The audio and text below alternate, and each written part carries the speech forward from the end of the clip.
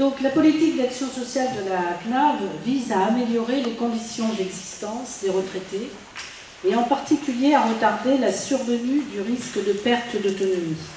Cette politique d'action sociale, qui est structurée depuis 2006 autour de la thématique de l'action en faveur du bien vieillir, vise ainsi non pas à pallier la perte de l'autonomie qui, une fois survenue, est souvent difficilement réversible, mais à empêcher ou à retarder son apparition.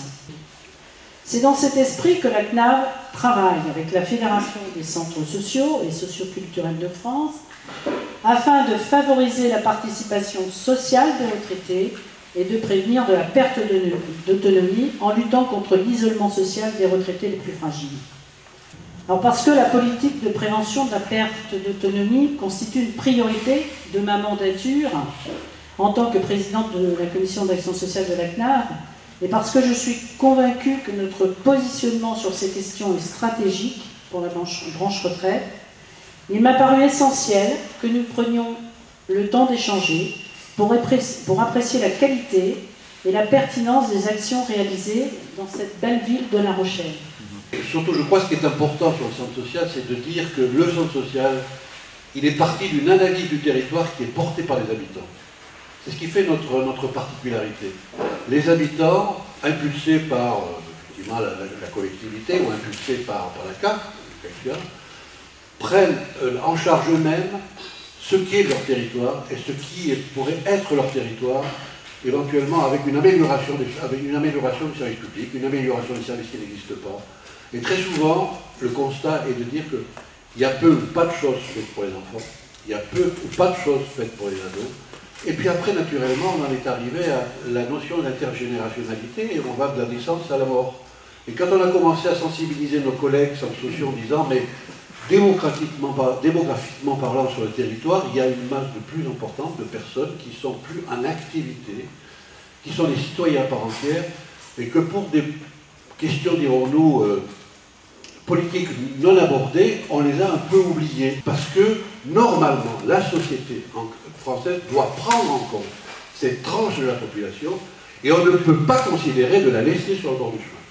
Il faut qu'elle soit inclue, qu'elle participe à la vie de la société, et il n'y a rien de mieux que les centres sociaux dans l'approche de la globalisation et de la transversalité. À partir du moment où on a compris ça, globalisation et transversalité des actions, on comprend l'action des centres sociaux sur le territoire. Si je reprends depuis ce matin, moi ce qui m'a marqué, d'abord c'est un peu le savoir-faire du centre, cette fameuse démarche projet. On a commencé ce matin à l'accueil, par la visite du centre, et c'est pas anodin cette fonction accueil, parce que cette fonction accueil, c'est dans un lieu qui n'est pas stigmatisé vieux, c'est un lieu d'accueil généraliste, donc qui permet à la personne retraitée d'être non pas comme personne retraitée, mais comme habitante d'un secteur. Et puis c'est un lieu qui est ouvert toute l'année, dans le quotidien. Et donc cet enjeu, pour être pertinent sur la question de prévention, de pouvoir décloisonner les coopérations entre les acteurs gérontologiques, alors le CLIC, le portage à domicile du CCAS, l'aide à domicile, et puis l'action généraliste sociale du centre social. Et ça, c'était aussi intéressant. Le troisième élément, moi, qui me touche, c'est quand même votre capacité, cet enjeu d'innovation dans la manière de travailler.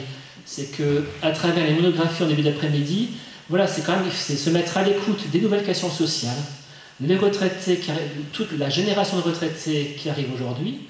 Voilà, tout ce choc démographique, avec toute cette génération, elle a des revendications, des questions, des préoccupations qui sont différentes de la génération précédente, qui se retrouvaient plus dans l'offre de loisirs traditionnels, dans les clubs de retraités, de troisième âge, etc.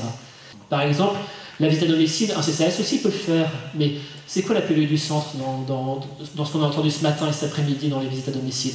Quelque part, c'est que nous, on produit du bénévolat, et ça c'est essentiel, on est producteur de bénévolat, et puis on met en lien, et puis on ouvre à du collectif. C'est que là, on ne va pas simplement à domicile, mais quelque part, on aide la personne à sortir de chez elle, à être en lien avec d'autres, quelque part, et ça c'est vraiment essentiel.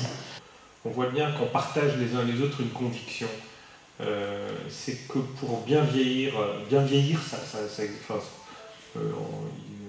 bien vivre. Et pour bien vivre chez soi le plus longtemps possible, il faut sortir de chez soi.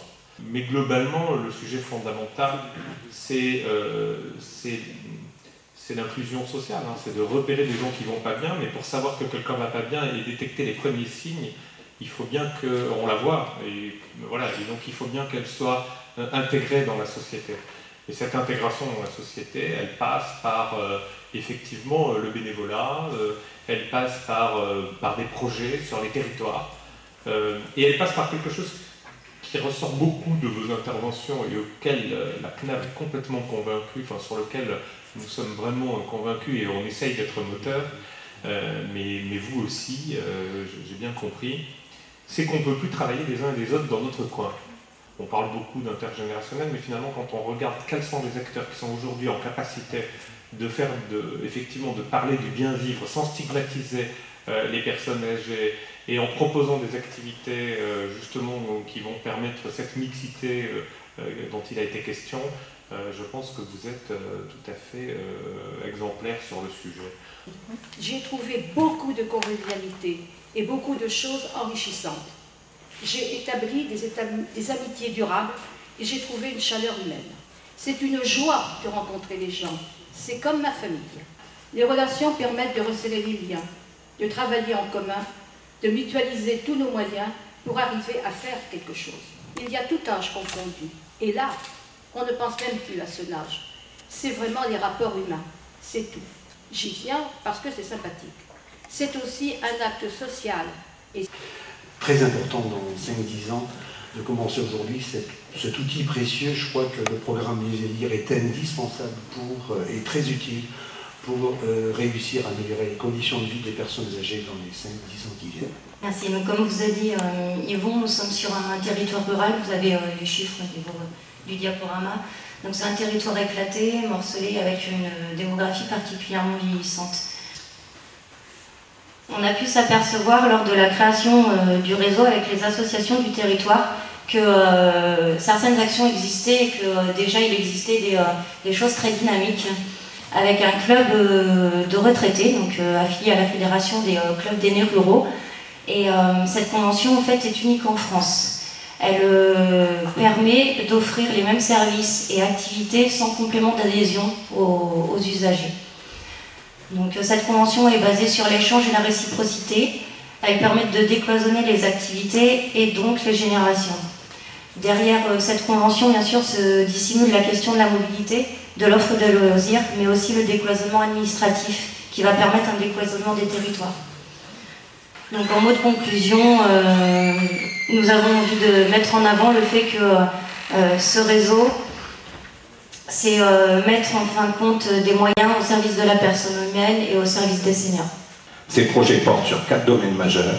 La santé, avec nous défendant aux côtés des habitants un projet de centre santé sur le territoire. Un diagnostic à la fois scientifique et participatif démarre le 8 octobre. Les services à la personne, là aussi à l'initiative des habitants et de l'association L'Espoir qu'ils ont constitué pour porter le projet.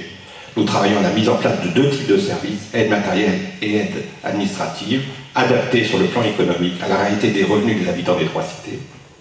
Et le vivre ensemble entre générations est le 3e thème.